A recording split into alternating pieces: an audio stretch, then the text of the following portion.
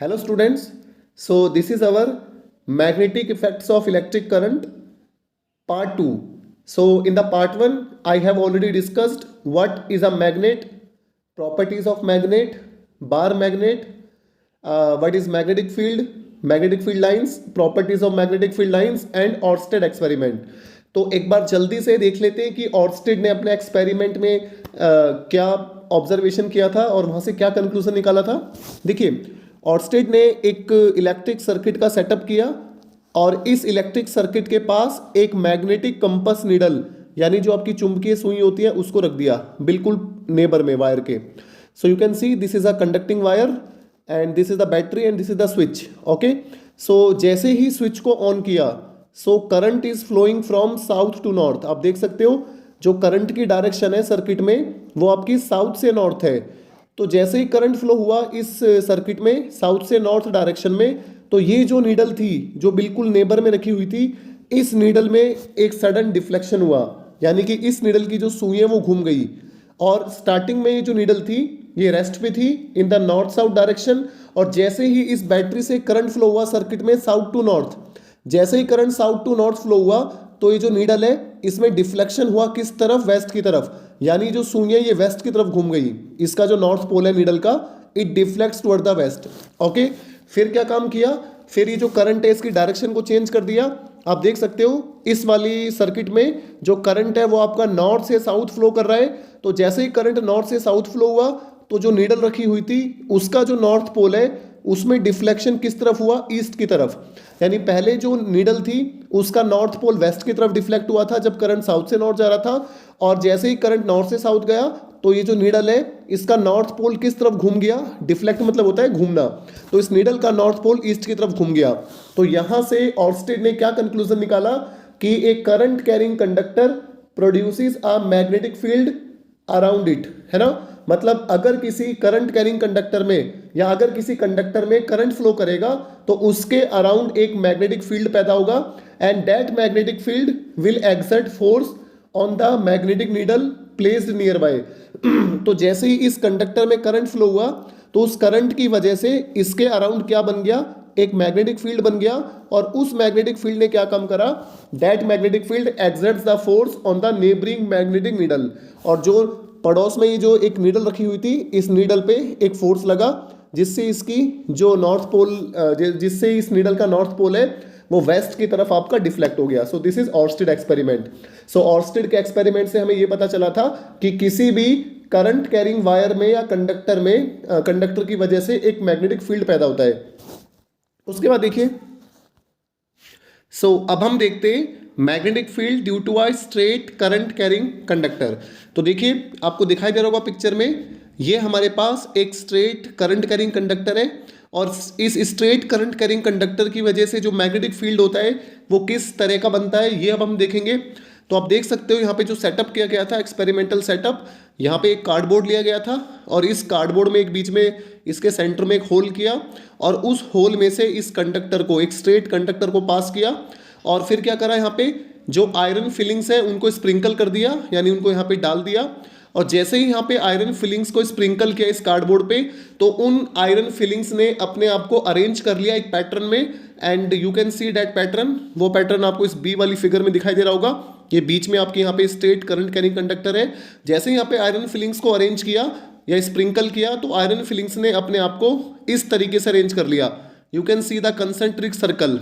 इस पिक्चर में आपको ज़्यादा क्लियरिटी होगी, आप देख सकते हो।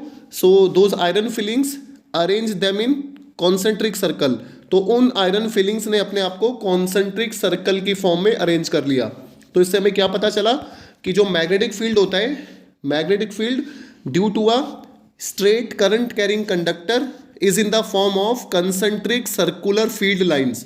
ठीक है, तो अगर कोई हमारे पास स्ट्रेट करंट कैरिंग कंडक्टर है तो उसकी वजह से जो मैग्नेटिक फील्ड लाइंस बनेंगी वो हमारी कॉन्सेंट्रिक सर्कल बनेंगी। तो देखिए कॉन्सेंट्रिक सर्कल क्या होते हैं, वो सर्कल जिनका एक कॉमन सेंटर होता है। फॉर एग्जांपल एक सर्कल मेरे पास ये है, so this is a circle. ऐसे मैंने एक और सर्कल ड्रॉ कर दिया, एक ये सर्कल हो गया, फिर मैंने एक और सर्कल ड्रॉ कर दिया, एक ये सर्कल हो गया। तो आप देख सकते हो इन सभी सर्कल्स का जो सेंटर है वो कॉमन है। So these all circles are called concentric circle. ठीक है, सो मैग्नेटिक फील्ड लाइन एक स्ट्रेट करंट कैरिंग कंडक्टर की वजह से कैसी होती है, कॉन्सेंट्रिक सर्कल होती है, with the conductor, with the plane of the conductor is perpendicular to the cardboard, है ना। आप देख सकते हो ये जो कंडक्टर है इसका जो प्लेन है, मतलब ये जो कंडक्टर है ये परपेंडिकुलर है किसके, ये जो कार्डबोर्ड है इसके प्लेन के, you can C. Okay, so the magnetic field around a straight current carrying conductor is in the form of concentric circular field lines with the conductor at the centre. तो हमारा जो conductor है वो तो centre में है और जो मैग्नेटिक फील्ड लाइंस बन रही है वो हमारी कॉन्सेंट्रिक सर्कल बन रही है। ठीक है, यहाँ पे आपको देखो एक क्लियर विजुअलाइजेशन हो रहा होगा। सो this is a straight current carrying conductor, यहाँ पे एक बैटरी का सेटअप है ताकि इसमें करंट फ्लो कराया जा सके। ठीक है, और आप करंट की डायरेक्शन देख सकते हो, current is flowing from positive to negative, यानी यहाँ पे जो करंट फ्लो हो रहा है वो ऊपर की तरफ हो रहा है। So here the current is flowing from vertically upwards, है ना। यहाँ पे जो हमारा करंट है वो हमारा वर्टिकली अपवर्ड यानी ऊपर की तरफ फ्लो कर रहा है हमारा जो करंट है।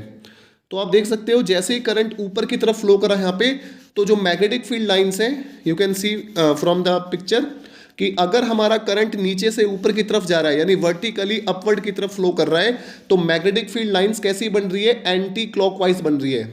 ये भी आपको ध्यान रखना है कि अगर हमारा करंट वर्टिकली अपवर्ड मूव करेगा, ठीक है, तो जो मैग्नेटिक फील्ड लाइंस बनेंगी वो हमारी एंटी क्लॉकवाइज बनेंगी। You can see the magnetic field lines, they are anti clockwise.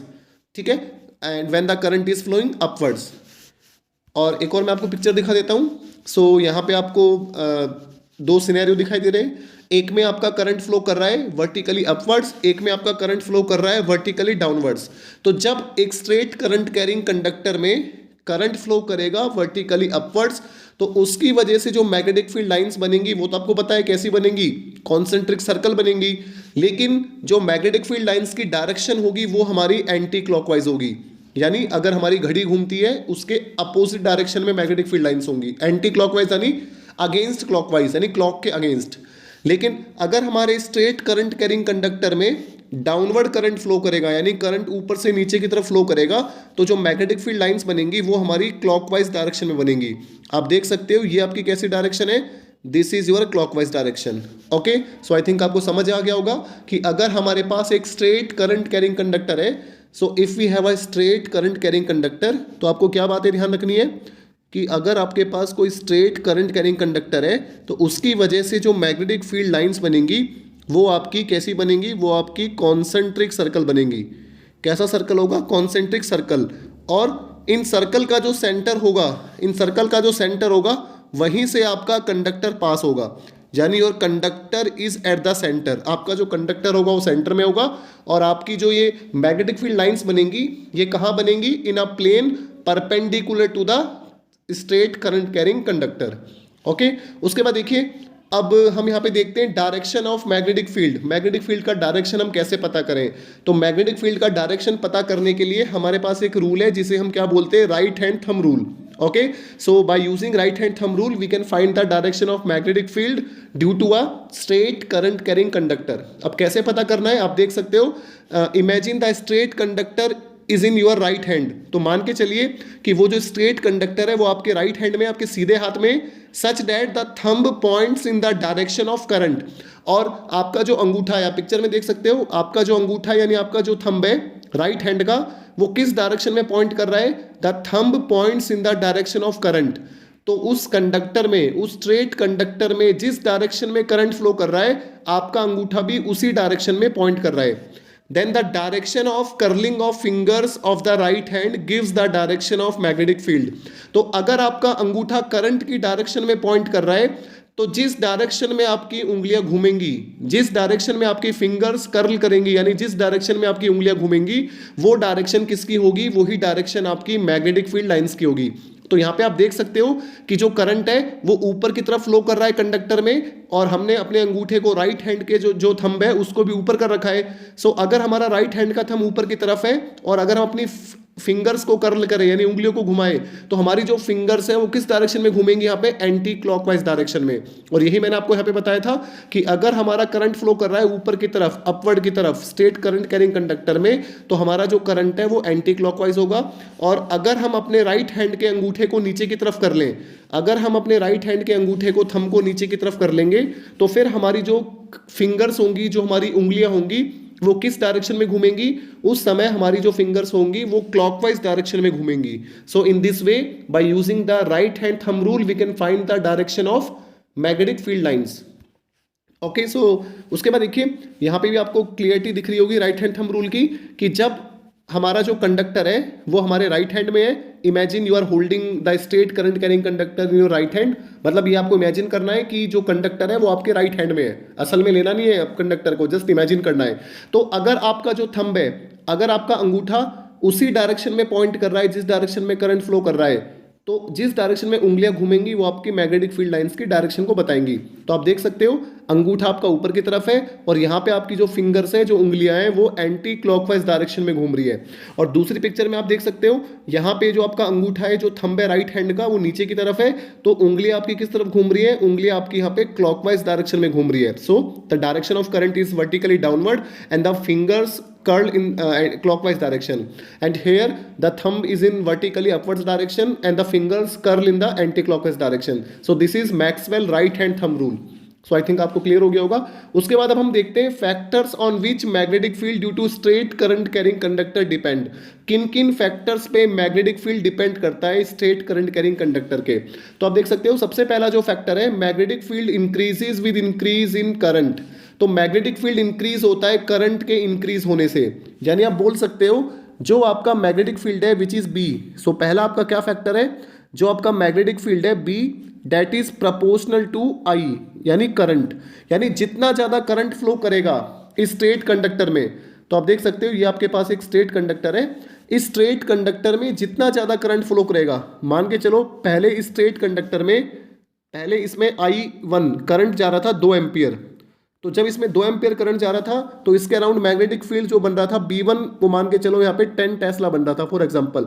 जैसे ही जैसे इसमें करंट की वैल्यू को बढ़ा दिया, I2 3 एम्पियर कर दिया, तो हमने देखा इसके अराउंड जो मैग्नेटिक फील्ड हो गया वो बढ़ गया, वो 20 टेस्ला हो गया। एक एग्जांपल के तौर पे बता रहा हूँ। इसका मतलब कि अगर इस स्ट्रेट करंट कैरिंग कंडक्टर में करंट बढ़ेगा तो इसके अराउंड जो मैग्नेटिक फील्ड है वो भी इंक्रीज होगा, यानी strength of magnetic field will also increase, यानी ज्यादा स्ट्रॉन्ग मैग्नेटिक फील्ड पैदा होगा अगर इसमें ज्यादा करंट फ्लो करेगा तो।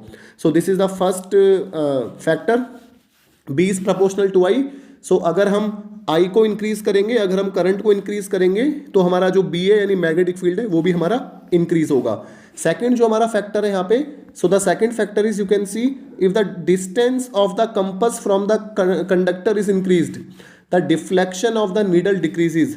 यानी अगर हम स्ट्रेट कैरिंग कंडक्टर से कोई पॉइंट दूर लेते हैं, if we move away from the straight current carrying conductor, then the magnetic field will decrease. या बोल सकते हो जो बी है आपका मैग्नेटिक फील्ड है वो इनवर्सली प्रोपोर्शनल होता है 1/r के।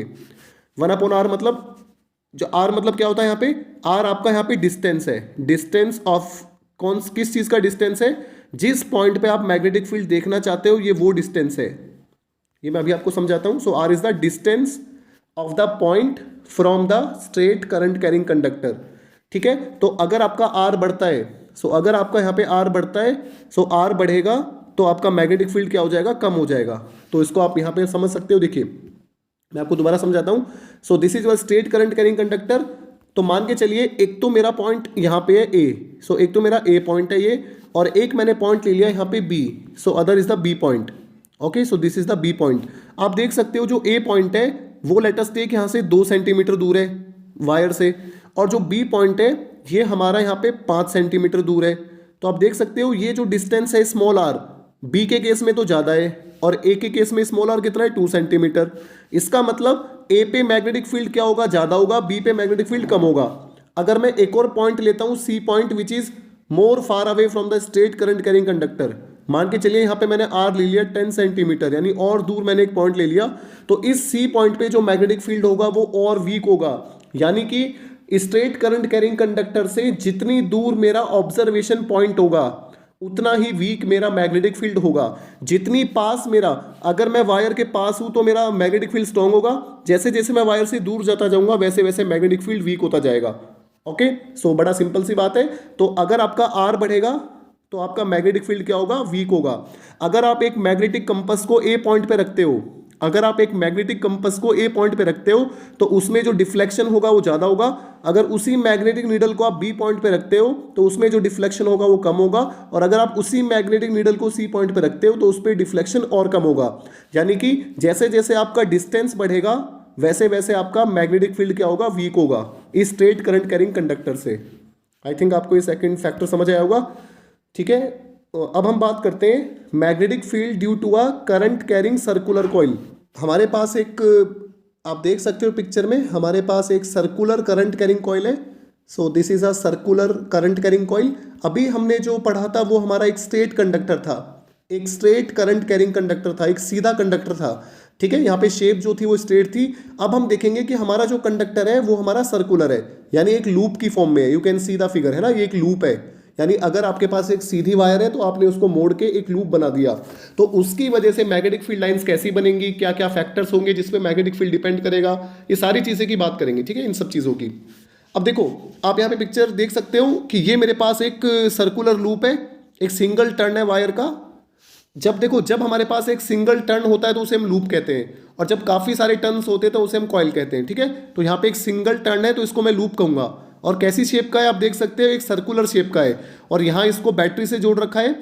अब जैसे ही बैटरी को ऑन किया और इस सर्कुलर लूप में जैसे ही करंट फ्लो हुआ तो इसके अराउंड जो मैग्नेटिक फील्ड लाइंस हैं उनका पैटर्न आप देख सकते हो। You can C from the picture, है ना, यहाँ पे आपको दिखाई दे रहा होगा। मैं आपको थोड़ा और विजुलाइज करा देता हूँ, ये देखो। सो this is your circular current carrying coil.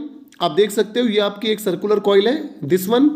तो यहां से करंट, आप डायरेक्शन देख सकते हो करंट की, यहां से करंट गया और ऐसे घूम के करंट वापस आ गया। So this is the flow of direction of current.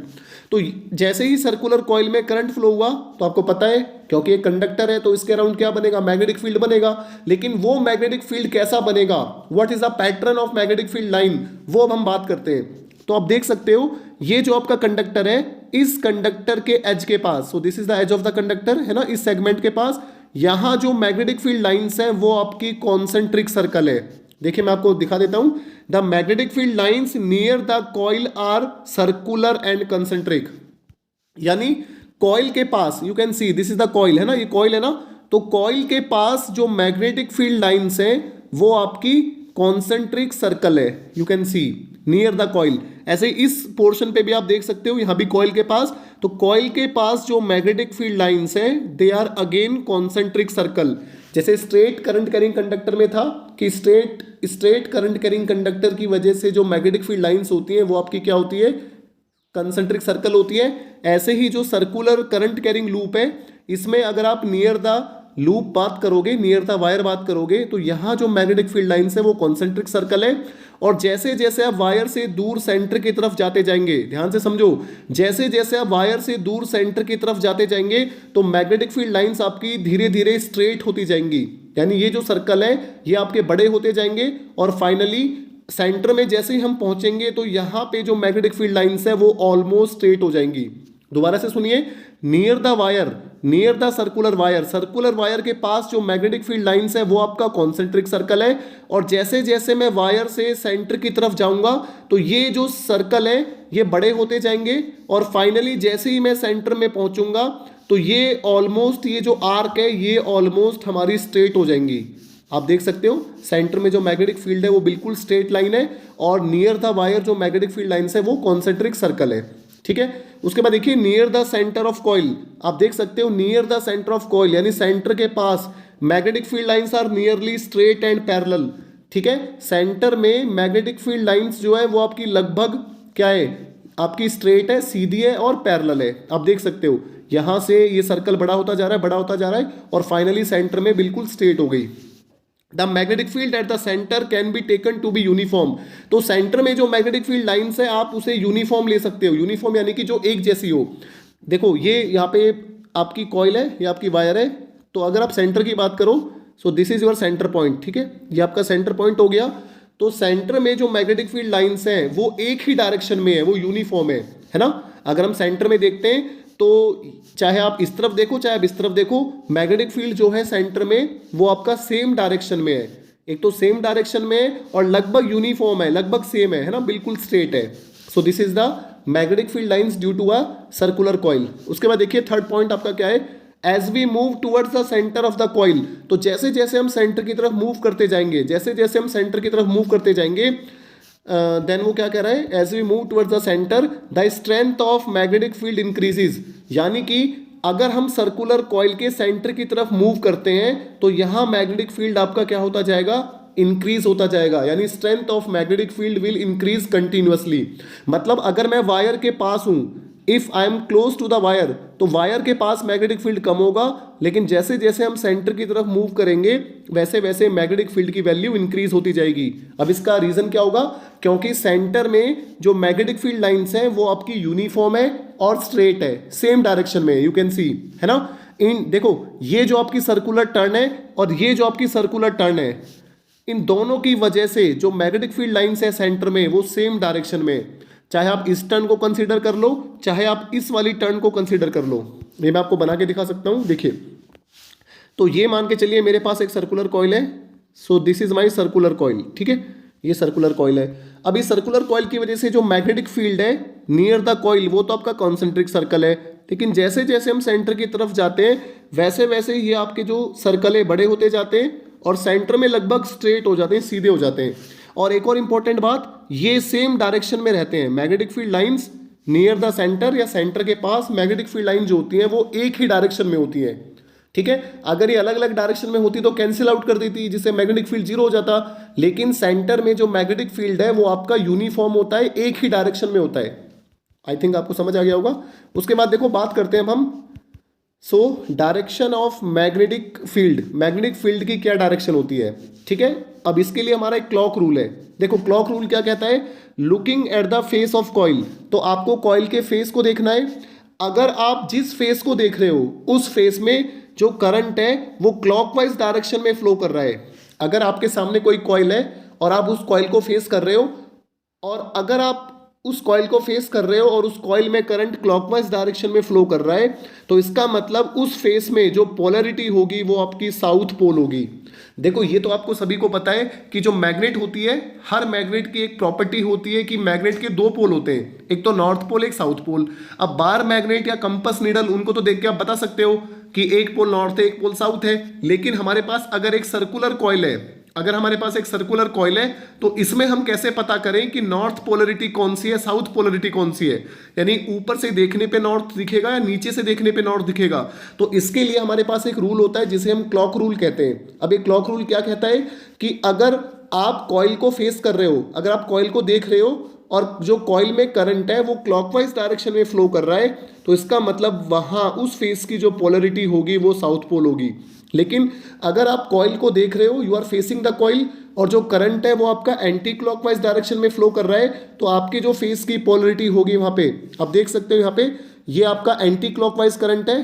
तो जब एंटी क्लॉकवाइज करंट फ्लो करेगा तो आपकी नॉर्थ पोलरिटी होगी, और जब क्लॉकवाइज करंट फ्लो करेगा तो आपकी साउथ पोलरिटी होगी। मतलब मैं आपको थोड़ा ढंग से विजुलाइज करा देता हूँ। देखो ये आपकी बैटरी है, यहाँ पे बैटरी से करंट फ्लो कर रहा है, यहाँ पे किस तरफ आप देख सकते हो, एंटी क्लॉकवाइज डायरेक्शन में। सो दिस इज योर कॉइल, मतलब ये मेरे पास एक सर्कुलर लूप है, तो इस लूप में जो करंट फ्लो कर रहा है वो किस तरफ फ्लो कर रहा है, एंटी क्लॉकवाइज डायरेक्शन में। तो अगर मेरे सामने एक कॉइल रखी हुई है और उस कॉइल में जो करंट है वो एंटी क्लॉकवाइज डायरेक्शन में फ्लो कर रहा है, तो उस फेस की जो पोलरिटी होगी वो आपकी नॉर्थ होगी, ठीक है। और अगर मेरे सामने कॉइल रखी हुई है और उस कॉइल के फेस में जो करंट है वो क्लॉकवाइज डायरेक्शन में फ्लो कर रहा है, तो इसका मतलब उस फेस की जो पोलरिटी होगी वो आपकी साउथ होगी। तो अगर क्लॉकवाइज करंट फ्लो कर रहा है तो पोलरिटी साउथ होगी, और अगर एंटी क्लॉकवाइज करंट फ्लो कर रहा है तो पोलरिटी क्या होगी, नॉर्थ होगी। और इसको आप आसानी से खुद भी ड्रॉ कर सकते हो। कैसे ड्रॉ कर सकते हो, जैसे ये आपके पास एक कॉइल है, so this is a coil. मैं इसका कलर चेंज कर देता हूँ, येलो विजिबल नहीं होगा। सो देखिए ये मेरे पास एक कॉइल है इस तरीके से, और इस कॉइल में पहले करंट जा रहा है एंटी क्लॉकवाइज डायरेक्शन में। देखो एंटी क्लॉकवाइज डायरेक्शन में।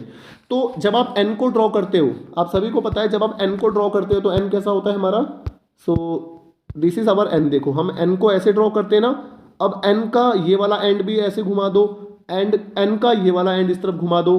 तो ये जो आपको डायरेक्शन दिख रही है, देखो ये जो आपको डायरेक्शन दिख रही है, ये कौन सी डायरेक्शन होती है आपकी? This direction is your anti clockwise direction, ठीक है। तो अगर आप एन ड्रॉ करते हो तो आपकी एंटी क्लॉकवाइज डायरेक्शन बनती है। दोबारा बता देता हूं, देखो आपने एन को ड्रॉ किया, इसका इस एंड इस तरफ घुमा दो और इसके इस एंड को इस तरफ घुमा दो, तो इसका मतलब अगर करंट एंटी क्लॉकवाइज फ्लो कर रहा है तो नॉर्थ पोलरिटी होगी। और अब मैं आपको एस बना के दिखाता हूं, तो देखो आप एस ऐसे ही बनाते हो एस, तो इसका मतलब इस एंड को ऊपर घुमा दो, इस एंड को नीचे घुमा दो, तो इसका मतलब अगर आपका करंट क्लॉकवाइज है तो आपकी पोलरिटी साउथ होगी, अगर आपका करंट एंटी क्लॉकवाइज है तो आपकी पोलरिटी क्या होगी? नॉर्थ पोलरिटी होगी। आई थिंक आपको समझ आ गया होगा। चलिए उसके बाद हम बात करते हैं कि किन किन फैक्टर पे मैग्नेटिक फील्ड डिपेंड करता है। What are the factors on which magnetic field depend? So देखिए अगेन, जो मैग्नेटिक फील्ड है that is directly proportional to the current, यानी उस सर्कुलर कॉइल में जितना ज्यादा करंट फ्लो करेगा उतना ही स्ट्रॉन्ग मैग्नेटिक फील्ड बनेगा। Second, inversely proportional to the radius of the coil, ये वही फैक्टर है। सो जितना ज्यादा करंट फ्लो करेगा उतना ज्यादा मैग्नेटिक फील्ड पैदा होगा, यानी B is proportional to I। तो इसका मतलब अगर आप यहाँ पे करंट को इंक्रीज करते हो तो आपका मैग्नेटिक फील्ड भी क्या हो जाएगा? इंक्रीज हो जाएगा। सेकंड फैक्टर है आपका जो मैग्नेटिक फील्ड है वो इनवर्सली प्रोपोर्शनल है डिस्टेंस के, B is inversely proportional to R। तो अगर आप यहाँ पे R को इंक्रीज करते हो, यानी अगर आप डिस्टेंस बढ़ाते हो तो मैग्नेटिक फील्ड आपका वीक हो जाएगा, यानी आप कॉइल से जितनी दूर जाओगे उतना ही मैग्नेटिक फील्ड आपका वीक हो जाएगा। उसके बाद डायरेक्टली प्रोपोर्शनल टू द, अच्छा यहाँ पे जो R है, देखिए R कैसे मेजर करोगे आप? R आप यहाँ पे सेंटर से मेजर करोगे, ठीक है, सेंटर से। तो सेंटर से आप जितनी दूर जाओगे उतना ही वीक आपका मैग्नेटिक फील्ड हो जाएगा। ये एक इंपॉर्टेंट चीज है, ये समझ लेना आप। ये कॉइल है, ये कॉइल का सेंटर है, तो कॉइल के सेंटर में मैग्नेटिक फील्ड आपका स्ट्रांग होगा और कॉइल के सेंटर से जितनी दूर आप मूव करोगे उतना ही आपका मैग्नेटिक फील्ड वीक होगा। तभी मैंने आपको बताया था कि सर्कुलर करंट कैरिंग कॉइल में near the wire, near the loop के पास तो मैग्नेटिक फील्ड वीक होता है, और जैसे जैसे हम सेंटर की तरफ मूव करते हैं तो यहाँ मैग्नेटिक फील्ड वीक होता है, जैसे जैसे हम सेंटर की तरफ मूव करते हैं वैसे वैसे मैग्नेटिक फील्ड स्ट्रांग होता है, और सेंटर में मैग्नेटिक फील्ड सबसे ज़्यादा स्ट्रांग होता है। इट मीन्स अगर आपका ये सेंटर है और अगर आपका आर यहाँ पे पहले तो 2 सेंटीमीटर था, फिर आपने यहाँ पे आर को इंक्रीज कर दिया, यहाँ पे लेटेस्ट टेक, यहाँ पे आपका आर हो गया 5 सेंटीमीटर, और पहले आप यहाँ पे आपका आर कितना था? पहले यहाँ पे आपका आर था 2 सेंटीमीटर। तो इसका मतलब अगर आपका आर बढ़ेगा तो आपका जो मैग्नेटिक फील्ड है वो वीक होगा। आई थिंक आपको समझ आ गया होगा। उसके बाद देखिए जो थर्ड पॉइंट है, magnetic field is directly proportional to the number of turns in the coil. Magnetic field is directly proportional to the number of turns in the coil, total number of turns in the coil. यानी कि जो आपका B है वो directly proportional है capital N के, where capital N is what? Capital N is the total number of turns in the coil. जो यहाँ पे आपका कैपिटल एन है वो आपका क्या है? Capital N is the total number of turns, total number of turns in the coil. उस कॉइल में कितने टोटल टर्न्स है। फॉर एग्जाम्पल यहाँ मैंने जो आपको मैग्नेटिक फील्ड बना के दिखाया था वो एक सिंगल लूप की वजह से दिखाया था, लेकिन कई बार क्या होता है हमारे पास कॉइल होती है जिसमें काफ़ी सारे टर्न्स होते हैं। देखो इस तरीके से, मैं थोड़ा अच्छे से बना के दिखा देता हूँ। सो मान के चलिए मेरे पास एक कॉइल है जिसमें काफ़ी सारे टर्न्स हैं। सो this is the coil which has n number of turns, इस तरीके से। तो अगर मेरे पास एक कॉइल है यहाँ पे, so if I have a coil, तो उस कॉइल की वजह से जो मैग्नेटिक फील्ड होगा वो ज़्यादा होगा। क्यों? क्योंकि every turn contribute to the magnetic field. इस टर्न की वजह से भी मैग्नेटिक फील्ड मिलेगा, इस टर्न की वजह से मैग्नेटिक फील्ड मिलेगा, इस टर्न की वजह से भी मैग्नेटिक फील्ड मिलेगा। यानी ये जो कॉइल आपको दिखाई दे रही है, इस कॉइल में टोटल 1 2 3 4, इस कॉइल में टोटल आपके पास 4 नंबर ऑफ टर्न्स है ना, 4 टर्न्स है ना।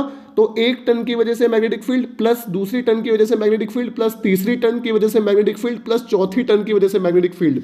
यानी कि जितने ज्यादा आपके नंबर ऑफ टर्न्स होंगे किसी भी कॉइल में उतना ही ज्यादा मैग्नेटिक फील्ड बनेगा। अगर आपकी कॉइल में खाली एक टर्न है, मान के चलिए अगर आपकी कॉइल में खाली एक टर्न है, सो ये मेरी एक कॉइल है जिसमें एक लूप है मेरे पास जिसमें एक टर्न है, तो एक टर्न की वजह से मान के चलिए मैग्नेटिक फील्ड आपका 10 है। तो अगर एक टर्न की वजह से 10 है तो 4 टर्न की वजह से आपका मैग्नेटिक फील्ड कितना हो जाएगा? 40 हो जाएगा। इसका मतलब directly proportional to the number of turns in the coil. तो जितने ज्यादा टर्न्स होंगे कॉइल में उतना ही ज्यादा मैग्नेटिक फील्ड होगा। तो हमने यहाँ पे क्या देखा है? अगर मैं इन तीनों फैक्टर को कंबाइन करता हूं तो मुझे क्या पता चलता है? जो आपका मैग्नेटिक फील्ड है ड्यू टू सर्कुलर कॉइल वो डायरेक्टली प्रोपोर्शनल है करंट के, डायरेक्टली प्रोपोर्शनल है नंबर ऑफ टर्न्स के, और इनवर्सली प्रोपोर्शनल है आर के। सो तीनों फैक्टर को कंबाइन करके आपको ये रिजल्ट मिल जाएगा। जितना ज़्यादा करंट होगा उतना ज़्यादा मैग्नेटिक फील्ड होगा, जितनी ज़्यादा नंबर ऑफ टर्न्स होंगी उतना ज़्यादा मैग्नेटिक फील्ड होगा, और जितनी दूर मेरा ऑब्जर्वेशन पॉइंट होगा उतना कम मैग्नेटिक फील्ड होगा। सो आई थिंक आपको समझ आ गया होगा कि किन फैक्टर्स पे मैग्नेटिक फील्ड डिपेंड करता है, स्ट्रेट करंट कैरिंग कंडक्टर के भी और सर्कुलर कॉइल के भी। ठीक है, एक चीज़ और ध्यान रखना, अगर मैं लूप बोलता हूं तो लूप में तो आपका एक टर्न होता है, अगर मैं कॉइल बोलता हूं तो कॉइल में काफ़ी सारे टर्न्स होते हैं, and every turn contribute to the magnetic field. अगर 5 टर्न है तो कम मैग्नेटिक फील्ड होगा, 10 टर्न है तो ज़्यादा मैग्नेटिक फील्ड होगा, और 50 टर्न है तो और ज़्यादा मैग्नेटिक फील्ड होगा, क्योंकि हर टर्न की वजह से मैग्नेटिक फील्ड ऐड होगा, क्योंकि मैग्नेटिक फील्ड जो होता है वो एक वेक्टर क्वांटिटी होती है। एक और चीज़ ध्यान रखना, मैग्नेटिक फील्ड की जो एसआई यूनिट होती है वो टेस्ला होती है। जब भी हम मैग्नेटिक फील्ड को मेजर करते हैं तो टेस्ला में मेजर करते हैं, और जो एक दूसरी यूनिट होती है वो गॉस होती है। Tesla is the bigger unit, Gauss is the smaller unit. जैसे मास को केजी में मेजर करते हैं, टाइम को सेकंड में मेजर करते हैं, लेंथ को मीटर में, करंट को एम्पियर में, इसी तरीके से SI unit of magnetic field is Tesla. तो टेस्ला हमारे साइंटिस्ट थे। सो मैं यहाँ लिख देता हूँ, जो मैग्नेटिक फील्ड है, जो बी की यूनिट है, एसआई यूनिट बोलते हैं, बी की जो एसआई यूनिट है वो आपकी क्या है, टेस्ला, TSLA टेस्ला, और इसको रिप्रेजेंट करते हैं कैपिटल T से। जैसे आप बोलोगे कि किसी रीजन में जो मैग्नेटिक फील्ड है वो आपका 1 टेस्ला है, या किसी रीजन में जो मैग्नेटिक फील्ड है वो आपका 4 टेस्ला है। Okay, so Tesla is the SI unit of magnetic field and it is the bigger unit of magnetic field. ये बहुत बड़ी यूनिट होती है, इससे छोटी एक और यूनिट होती है जिसे हम गॉस कहते हैं। ओके, सो बाकी का हम नेक्स्ट वीडियो में डिस्कस करेंगे। अगर आपको कोई भी डाउट होता है वीडियो से रिलेटेड तो आप वीडियो के कमेंट सेक्शन में डाउट को पूछ सकते हैं, या व्हाट्सएप पे पर्सनली मुझसे डाउट पूछ सकते हैं। Thanks for watching the video.